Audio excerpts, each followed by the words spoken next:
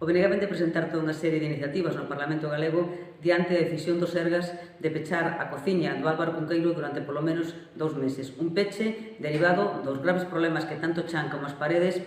na mesma teñen consecuencia de problemas estruturais e da mala calidade dos materiais usados na construción.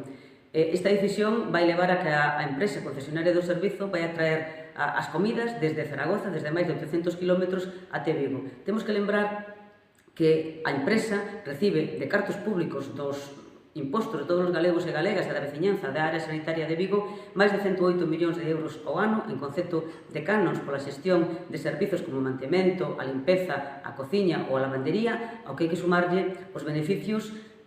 da xestión mercantil de cuestións como o parking, as televisións das habitacións ou as máquinas de vending. O Partido Popular ten que explicar que vai facer para que este peche non signifique unha peor alimentación das persoas que están hospitalizadas, ten que explicar que medidas lle vai a exixir a empresa concesionarias, ten que explicar que control está facendo da prestación do servizo que está facendo esta empresa e, polo tanto, o BNG exiximos todas esas explicacións e, ademais, demandamos que dunha vez por todas se inicien as actuacións precisas para rescatar este hospital de mans dunha empresa privada que só busca o lucro e se convirta no hospital público que sempre debeu ser e que Vigo e a comarca necesita.